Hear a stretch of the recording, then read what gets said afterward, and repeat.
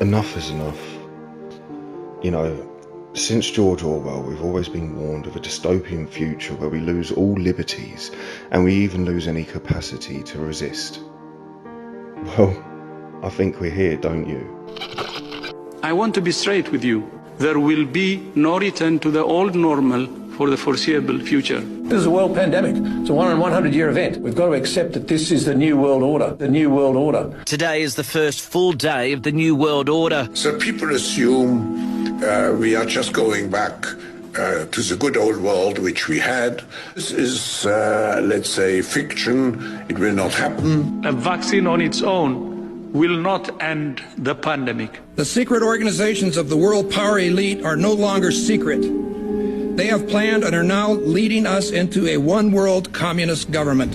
To lead in shaping a new world order for the 21st century. The masses are waking up and seeing the world for what it is, but this sudden realisation of truth causes a degree of anxiety. In this moment of realisation, most people look for the most obvious course of action to avert danger, and this almost always results in us quite literally herding together to make a greater force than the enemy, and protesting to make our collective voice heard. In this situation, we always protest and the government have always backed down. But why do they not back down now? When millions of people, including medical professionals, are doing everything in their power to show this situation for what it is and show all of the contradictions, simply because we did not rely on them in the past as we do now. You know, in days gone by, communities had their own sources of water and food, and with the exception of military protection and medical advancements, the governments weren't particularly needed. We live in a very different world now.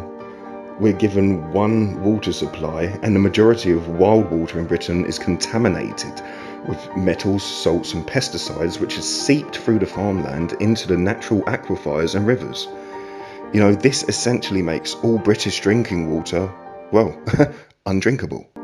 Even our food is brought to our table through elaborate trading routes with other countries, which are themselves controlled or influenced by the elite, and the world as a whole relies on the internet, which is a very fragile thing. The elite know we are completely reliant on them, and knowing that we are completely reliant on them, they have no reason to back down or even hide what they are doing.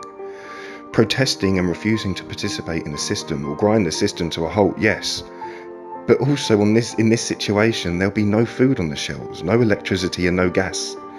People will be fighting for the last to survive. Supplies and those who are seen as preppers and who have a good stock of food will be targeted and robbed. The small groups who believe that they can survive with 20 to 50 members will find very quickly that they did not cover all bases of survival. You know, and that's just based on skill alone.